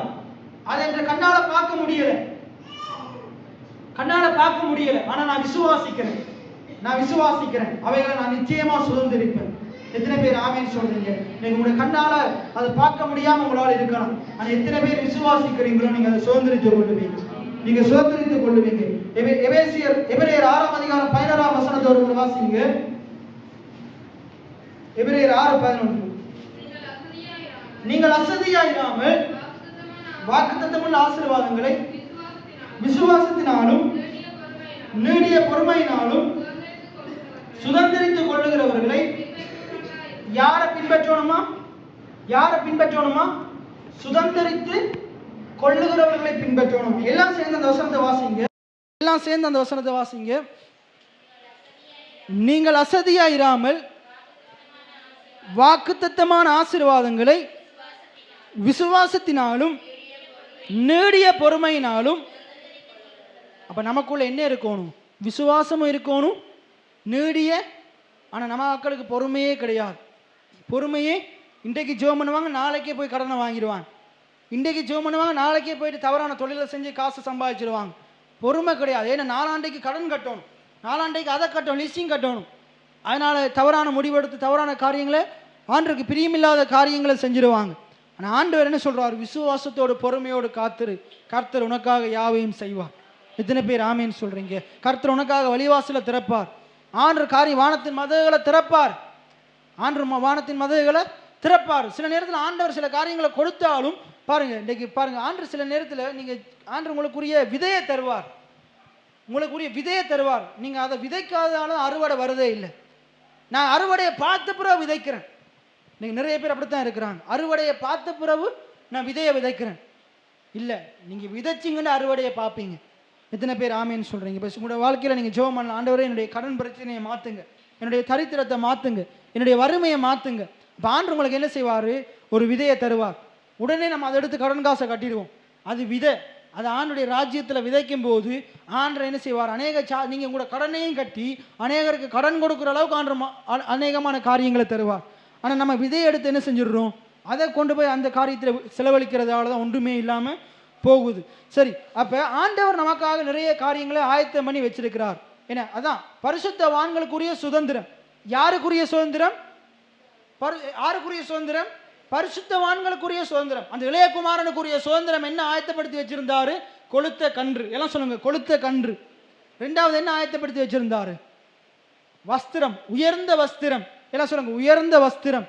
அடுத்து என்ன ஆயத்தம் பண்ணி வச்சிருந்தார்? மோதிரம். என்ன ஆயத்தம் பண்ணி வச்சிருந்தாரு? மோதிரம். அதுக்கு அடுத்தது பாதணி. அதே போல தேவன் உங்களுக்காக நிறைய காரியத்தை ஆயத்தம் பண்ணி வச்சிருக்கிறார். அதை நீங்க சுதந்திரித்துக் கொள்ளணும். இப்ப நீங்க கேட்டுக்கொண்டிருக்க கூடாது, ஐயோ பினாஸ் நான் அதெல்லாம் பெறத்துக்கு தகுதி உள்ளவனா? ஆண்டவர் தகுதிப்படுத்தி இருக்கிறார். அதெல்லாம் எனக்கு வருமா? நான் தான் பாவி. இல்லை, நீ பாவி இல்லை, உன்னோட பாவத்தை ஆண்டவர் மன்னிச்சிருக்கிறார். எத்தனை பேர் ஆமேன்னு சொல்றீங்க? அப்ப விசுவாசத்தோட சுதந்திரித்துக்கொள். தேவன் உனக்காக ஆயத்தம் பண்ணி வச்சிருக்கிறார், அது சுதந்திரித்துக்கொள். அதை நீ என்ன செய்? அதை அறிந்து கொள். முதலாவது உனக்கு இருக்குது, அது உனக்கு இருக்குதுன்றதை அறிந்து கொள். அது எனக்குரியது, தேவன் எனக்காக வச்சிருக்கிறார்ன்றதை அறிந்து கொள். அறியாம அதை எடுத்துக்கொள்ளாம இருக்காது, அதை சுதந்திரித்துக் கொள்ளு. பழைய ஏற்பாட்டில் பாரு, இன்னும் ஆண்டவருக்காக வாழ்ந்த ஜனங்களை பாரு, எப்படி அவங்க சுதந்திரித்துக் கொள்றாங்க, எப்படி அவங்க நீங்க கண்ணுக்கு முன்னுக்கு நீ நிறைய பேரை பார்க்கலாம். இவ்வளவு பெரிய பாவத்தில் வாழ்ந்து கொண்டிருந்தான், ஆனால் இன்றைக்கு இவ்வளவு ஆண்டு உயர்த்தி வச்சிருக்கிறாரு. எப்படி அவனுடைய வாழ்க்கையில் இது நடந்தது? கிருபையா நடந்தது. அவன் கிருபையை விசுவாசிச்சதன் மூலமா நடந்தது. அப்ப என்னுடைய வாழ்க்கையில் எப்படி நடக்கும்? ஆண்டவர் கிருபையா எனக்கு ஆயத்தம் பண்ணி வச்சதை நான் விசுவாசிக்கிறதன் மூலமா நடக்கும். விசுவாசிக்கிற நீங்கள் பாக்கியவான்கள். எத்தனை பேர் ஆமேன்னு சொல்றீங்க? அப்ப தேவன் உங்களுக்காக ஆயத்தம் பண்ணி வச்சதை அறியணும். என்னத்தையெல்லாம் ஆயத்தம் பண்ணி வச்சிருக்கிறார்? நித்திய ஜீவன் ஆயத்தம் பண்ணி வச்சிருக்கிறார்.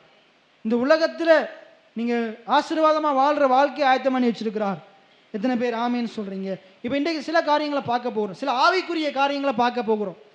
ஆவிக்குரிய காரியங்கள் நான் யோசிச்சிருக்கிறேன். இந்த விசுவாச வாழ்க்கையை பற்றி கிட்டத்தட்ட இந்த தொடர்ந்து போதனை 100 கிழமை கிட்ட போனாலும் போகும். ஏனென்றால் நம்ம இப்போதான் அந்த எபிரேயர் 11ஆம் அதிகாரத்தில் 3வது வசனத்தில் இருக்கிறோம்.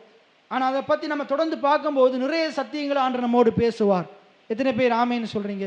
இது உங்களுடைய வாழ்க்கைக்கு மிகுந்த பிரயோஜனமானது. நீங்கள் இதை எந்த வண்ணத்தினால் நீங்கள் கேட்குறீங்களோ, நீங்கள் விசுவாசத்தோடு கேட்டீங்களா இருந்தால் உங்களுக்கு பலன் நிச்சயமாக வரும். நிச்சயமாக உங்களோட வாழ்க்கையில் இது பிரயோஜனமாக இருக்கும். நீங்கள் எந்த மனநிலையோடு கேட்குறீங்க? சில ஜனங்கள் விசுவாசம் இல்லாமல் கேட்டபடினால் கேட்ட வசனம் அவர்களுக்கு பிரயோஜனப்படவில்லை. ஆனால் விசுவாசத்தோடு கேட்குற பிள்ளைகளுக்கு இன்றைக்கு இருக்கிறத காட்டிலும் பெரிய ஆசீர்வாதத்தை நீங்கள் அடுத்த குறிப்பிட்ட நாட்களுக்குள்ளே பார்ப்பீங்க. நீங்கள் அநேக சாட்சிகளை சொல்கிற விதமாக தேவன் உயர்த்துவார். எத்தனை பேர் ஆமேன்னு சொல்கிறீங்க? சரி, ரைட். அப்போ பரிசுத்தமாக்கப்பட்டவர்களுக்கு நான் யாரு? பாவம், என்னுடைய பாவத்தை ஆண்டவர் மன்னிச்சிருக்கிறார். நான் யாரு? என்னைய பரிசுத்தமாக மாற்றிருக்கிறார். எல்லாம் சொல்லுங்க, என்னுடைய பாவத்தை மன்னித்திருக்கிறார், என்னைய பரிசுத்தமாய் மாற்றியிருக்கிறார். இப்போ மாற்றின எனக்காக ஆண்டவர் என்னத்தை வச்சிருக்கிறாரு? நிறைய காரியங்களை வச்சிருக்கிறார். நான் சுதந்திரிக்கும்படிக்கு நிறைய காரியங்களை வச்சிருக்கிறார். அப்போ என்னத்தை வச்சிருக்கிறார்? முதலாவது நித்திய ஜீவனை வச்சிருக்கிறார். எத்தனை பேர் விசுவாசிக்கிறீங்க?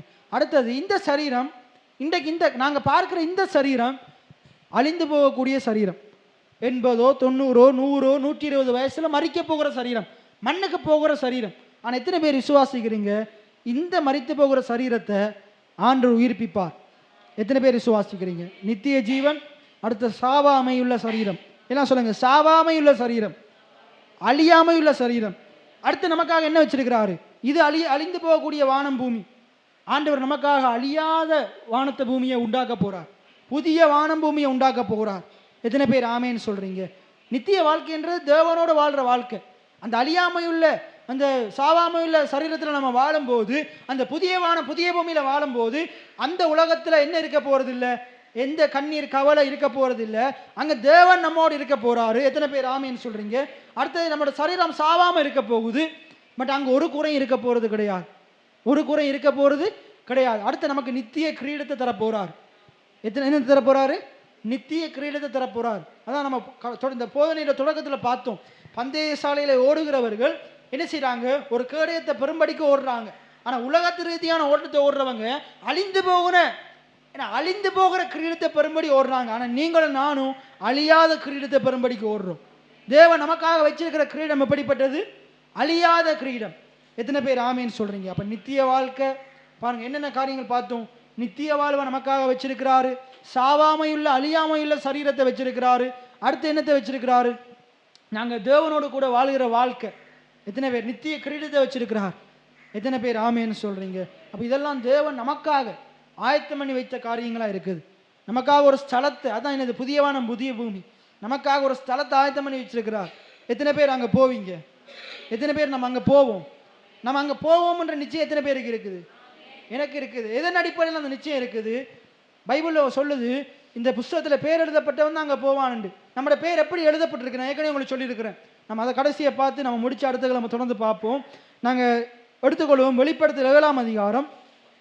வெளிப்படுத்தல் 7வது அதிகாரம் 15வது வசனத்திலிருந்து வாசிங்க. வெளிப்படுத்தல் 7ஆம் அதிகாரம் 15வது வசனத்திலிருந்து. ஆனபடியால்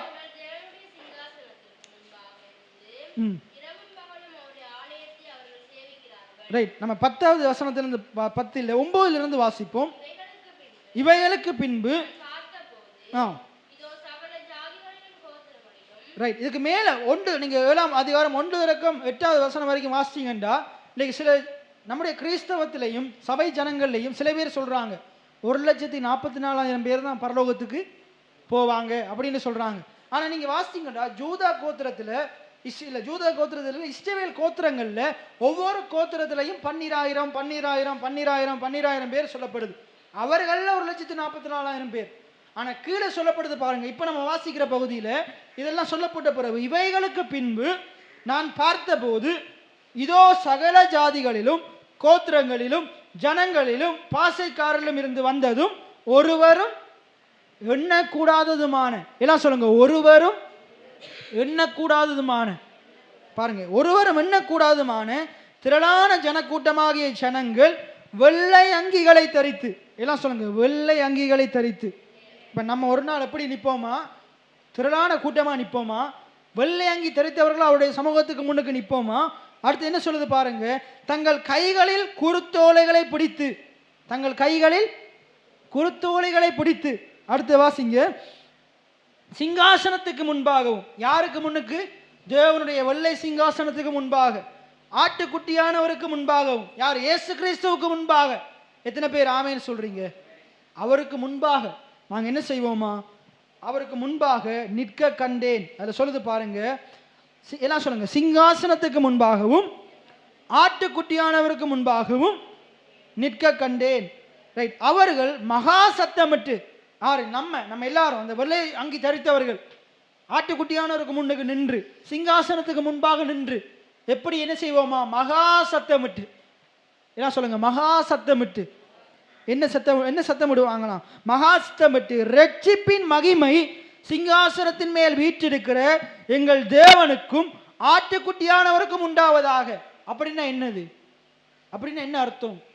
நான் உலகத்தில் வாழும்போது பாவத்தில் வாழ்ந்தேன், பலவிதமான காரியத்துக்கு அடிமையாக இருந்தேன். அதிலிருந்து என்னை ரட்சித்தது எங்கள் தேவன், எங்கள் ஆட்டுக்குட்டியானவர். எத்தனை பேர் ஆமேன்னு சொல்கிறீங்க? அங்கே போயிட்டு நாங்கள் என்ன பாட்டு பாடுவோமா? ஆண்டவரே, நீங்கள் எங்களை ரட்சித்ததுக்காக நன்றி, பாவத்திலேருந்து ரட்சித்தீங்க. எத்தனை பேர் ஆமேன்னு சொல்கிறீங்க? எங்களை ரட்சித்ததுக்கான சகல மகிமையும் உமக்கே உரியது. எங்களோட வெள்ளை சட்டையினால் நாங்கள் ரட்சிக்கப்படலை, நாங்கள் முடிய சரியாக வெட்டினதால ரட்சிக்கப்படலை, நாங்கள் எப்படி வாழ்ந்ததால ரட்சிக்கப்படலை, நாங்கள் இவ்வளவு தசமமாக கொடுத்தாலும் ரட்சிக்கப்படலை. நாங்கள் எதனால் ரட்சிக்கப்பட்டோம்? உம்மால் ரட்சிக்கப்பட்டோம், ஆட்டுக்குட்டியானவர்களால் ரட்சிக்கப்பட்டோம், ஆட்டுக்குட்டியானுடைய ரத்தத்தினால ரட்சிக்கப்பட்டோம். எத்தனை பேர் ஆமேன்னு சொல்றீங்க? அந்த மகிமை எல்லாமே உமக்கே உண்டாவதாக. யாருக்கு? தேவனுக்கும் ஆட்டுக்குட்டியானவருக்கும். எத்தனை பேர் ஆமேன்னு சொல்றீங்க? அதுக்கு அடுத்தது வாசிங்க.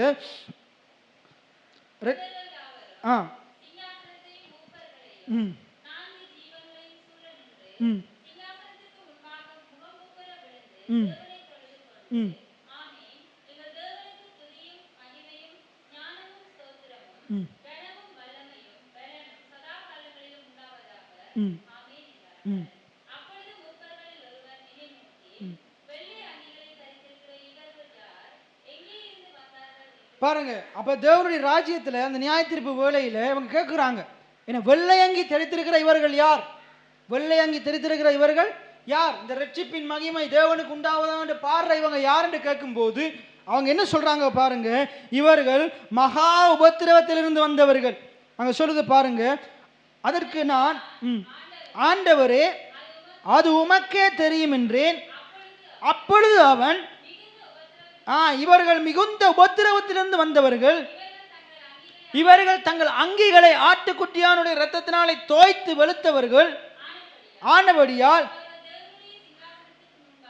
இருந்து இரவும் பகலும் அவருடைய ஆலயத்திலே எல்லாம் அந்த வசனத்தை திருப்பி வாசிங்க. இரவும் பகலும் எல்லாம் சொல்லுங்க. இரவும் பகலும் அவருடைய ஆலயத்தில் இருந்து.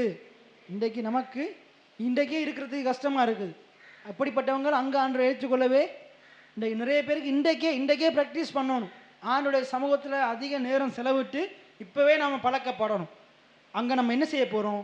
அவருக்கு பக்கத்தில் அவரோடு இருந்து நம்ம எப்பயும் சந்தோஷமாக இருக்க போகிறோம். எத்தனை பேர் ஆமேன்னு சொல்கிறீங்க? ஆனால் அநேகருக்கு இங்கேயே சந்தோஷம் இல்லை, எப்படா முடிப்பார்னு தான் இருக்குது. அப்போ எப்படி அங்கே சந்தோஷப்படும்? இது நம்முடைய அப்பா வீடாக இருக்குது. எத்தனை பேர் ஆமேன்னு சொல்கிறீங்க? இது நம்முடைய தகப்பனுடைய வீடு. தகப்பனுடைய வீட்டில் எப்பயும் சந்தோஷமாக தான் இருக்கும். எத்தனை பேர் ஆமேன்னு சொல்கிறீங்க? பாருங்கள், அதான் நான் முதலே சொன்னேனே, ஏசு ஜோசேப்போட குமாரன்றதை விட, மரியாளுடைய குமாரன்றதை விட அவர் தேவனுடைய குமாரனாக இருந்தார். நீங்கள் இந்த உலகத்துக்குள்ள உங்களுடைய தகப்பன் தாய்க்கு பிறந்த பிள்ளைகள்ன்றதை விட எது உண்மையானதுன்றா, இன்றைக்கி நீங்கள் இந்த இடத்துல வந்து ஆருடைய வார்த்தை கேட்குறீங்களோ அவருடைய பிள்ளையாக இருக்கிறீங்க. எத்தனை பேர் ஆமேன்னு சொல்கிறீங்க? யார் ஆராதிக்க வந்தீங்களோ அவருடைய பிள்ளையாக இருக்கிறீங்க. உங்களுக்கு இருக்கிற இந்த உலகத்தில் இருக்கிற அப்பா அம்மா இல்லாமல் போயிடுவாங்க, அவங்களோட சரீரம் மண்ணுக்கு போயிடும். ஆனால் என் தேவன் அழியாமல் உள்ளவராக இருக்கிறார், நித்தியமானவராக இருக்கிறார், நித்தியமாக அவர் வாழுகிறவராக இருக்கிறார், நம்மளையும் வாழ வைக்கிறவராக இருக்கிறார். எத்தனை பேர் ஆமேன்னு சொல்கிறீங்க? அப்போ இங்கே என்ன சொல்லுது பாருங்க, இரவும் பகலும் அவருடைய ஆலயத்திலே அவரை சேவிக்கிறார்கள். யார்? நம்ம தான். அப்போ இங்கேயே சேவைக்கலாட்டி இப்படிப்பட்டவங்களை எப்படி அங்கே கொண்டு போவார்? அப்போ இங்கேயே நம்ம ஆண்டவருடைய சமூகத்தில் இருக்கோம். அது இரவோ பகலோ, எப்போ ஆராதனை வச்சாலும், எந்த நேரம் ஜெபம் வச்சாலும், எந்த டைம் ஜெபம் வச்சாலும் இங்கே இருக்கணும். எத்தனை பேர் ஆமேன்னு சொல்கிறீங்க? இங்கே இருக்காதும் அங்கேயும் வரப்போகிறது கிடையாது. நீ அவங்க ஆண்டவரை பார்த்து சொல்லுவார், நீ அங்கேயே இருக்கிறது கஷ்டப்பட்டு இங்கெல்லாம் வந்து இருக்க போகிறது இல்லைன்னு சொல்லி, ரைட், நீ அங்கே போயிருந்து அங்கே அனுப்பி விட்டுருவார். சரி, ரைட். அப்போ என்ன சொல்கிறார் பாருங்க, இந்த ஆட்டுக்குட்டியான ரத்தத்தினால தோய்க்கப்பட்டவர்கள், மிகுந்த உபத்திரவத்திலிருந்து வந்தவர்கள். இன்றைக்கு உங்களுக்கு உபத்திரவம் இருக்குதா அந்த உலகத்தில்? ஆனால் ஆண்டவர் உங்களுக்காக மகிமையான ஒரு வாழ்க்கையை வச்சிருக்கிறார். எத்தனை பேர் ஆமீன்னு சொல்கிறீங்க? அப்போ சொல்கிறார் பாருங்க, சிங்காசனத்தில் வீற்றிருக்கிறவர்கள் இவர்களுக்குள்ளே வாசமாக இருப்பார். எங்கவா? யாருக்குள்ளையா? ஆருக்குள்ளையா? ஆட்டுக்குட்டியான ஒரு ரத்தத்தினால தோய்க்கப்பட்ட நமக்குள்ள. இன்றைக்கு எங்கே இருக்கிறாரு? இன்றைக்கும் நமக்குள்ள தான் இருக்கிறாரு, அங்கே போனாலும் நமக்குள்ள தான் இருப்பார். எத்தனை பேர் ஆமீன்னு சொல்கிறீங்க? ரைட். இவர்களுக்குள்ளே வாசமாக இருப்பார். இவர்கள் இனி பசி அடைவதும் இல்லை, இனி தாகம் அடைவதும் இல்லை, வெயிலாவது உஷ்ணமாவது இவர்கள் மேல் படுவதும் இல்லை. சிங்காசனத்தின் மத்தியில் இருக்கிற ஆட்டுக்குட்டியானவர்களே இவர்களை மேய்த்து. எத்தனை பேர் ஆமேன்னு சொல்றீங்க? அங்கேயும் அவர் தான் மேய்க்க போறார், இங்கேயும் அவர் தான் மேய்க்கிறார். இன்றைக்கு உங்களுடைய என்னுடைய பிரதான மேய்ப்பரா இயேசு கிறிஸ்து இருக்கிறார். எத்தனை பேர் ஆமேன்னு சொல்றீங்க? அவர் மேய்க்கிறார். எப்படி? வார்த்தை அனுப்பி மேய்க்கிறார். இவர்கள் ஜீவ தண்ணீர் உள்ள ஊற்றண்டைக்கு நடத்துவார். தேவன் தாமே இவர்களுடைய கண்ணீர் யாவையும் துடைப்பார். எத்தனை பேர் ஆமேன்னு சொல்றீங்க? அப்ப இந்த சத்தியங்களை நாங்கள் அறிந்து கொள்ளோம். இப்போ ஆட்டுக்குட்டியான ரத்தம் என்ன செய்திருக்குது? நம்முடைய பாவங்களை மன்னித்திருக்குது. ஆட்டுக்குட்டியான ரத்தம் என்ன செய்திருக்குது? நம்முடைய பாவங்களை மன்னித்திருக்குது. நமக்கு நீதியின் வஸ்திரத்தை கொடுத்துருக்குது. இன்றைக்கு நாங்கள் நீதிமான்களாக இருக்கிறோம், நாங்கள் பரிசுத்தவான்களாக இருக்கிறோம். இப்போ பரிசுத்தவான்களுக்கு நிறைய காரியங்களை ஆண்டவர் ஆயத்தம் பண்ணி வச்சிருக்கிறார். ஆவிக்குரிய காரியங்கள், அதாவது கண்ணுக்கு புலப்படாத காரியங்கள். அது என்னது? நாங்கள் நீதிமான்களாக இருக்கிறோம், அது கண்ணுக்கு தெரியலை. நமக்கு நித்திய வாழ்க்கை இருக்குது, இன்றைக்கு கண்ணுக்கு தெரியலை.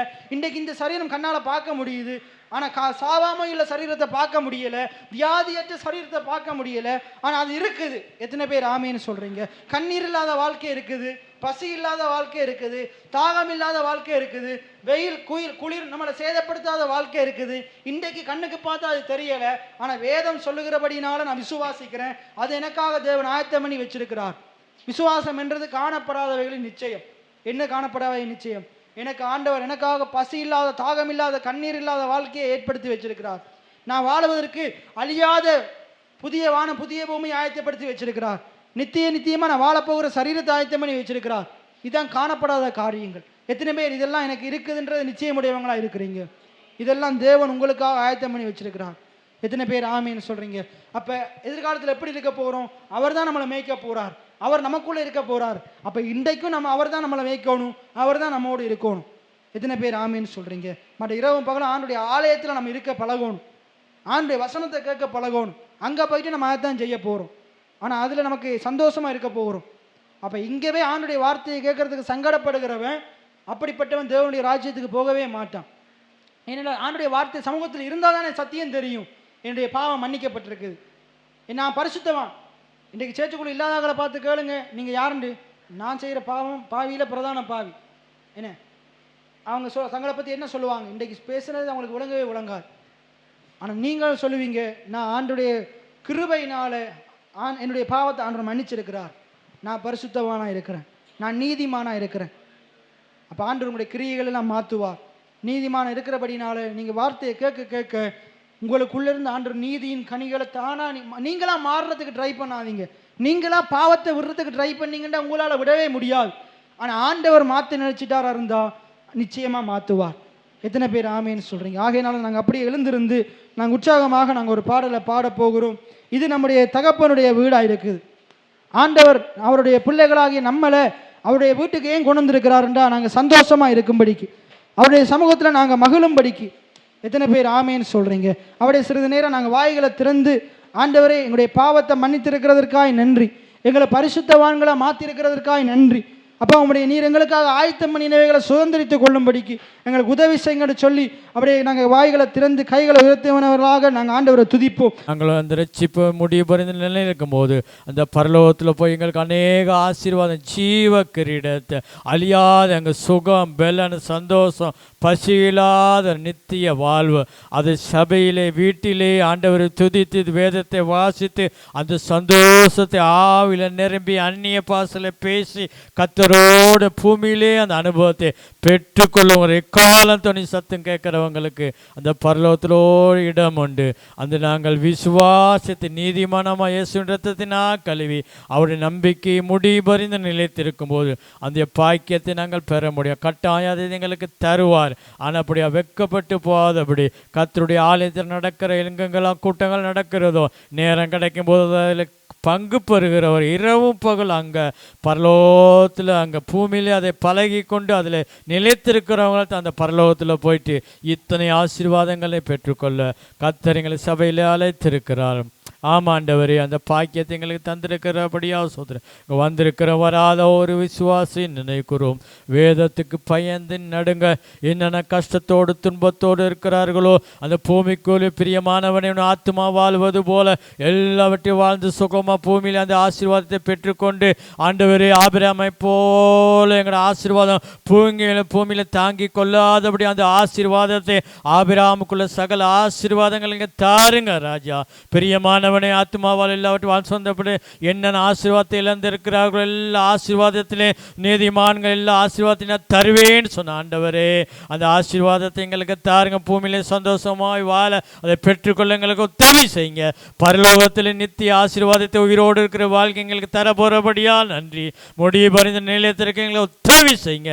இந்த கிழமை முழுவதும் நாங்கள் செய்யும் தொழிலை ஆசீர்வதிங்க. போக்கில் வரத்தில் மரண ஓலத்தில் எங்களை பாதுகாத்து கொள்ளுங்க. இயேசுவின் நாமத்தில் அச்சபங்களும் பிதாவே, நம்முடைய ஆண்டவராக இயேசு கிறிஸ்துவின் கிருபையும் தேவனுடைய அன்பு பரிசுத்தாவியும் அவருக்கு இயேசு வருகையிட்டு பூமியிலே ஒரு குட்டி பரலோகத்தை எங்கள் வீட்டில் எங்களுடைய சபையிலே எங்களுக்கு தாருங்க இயேசுவே. ஆமென். என் ஆத்மாவே கர்த்தரை சோத்திரி, என் முழுமே பரிசுத்த நாமத்தை சோத்திரி.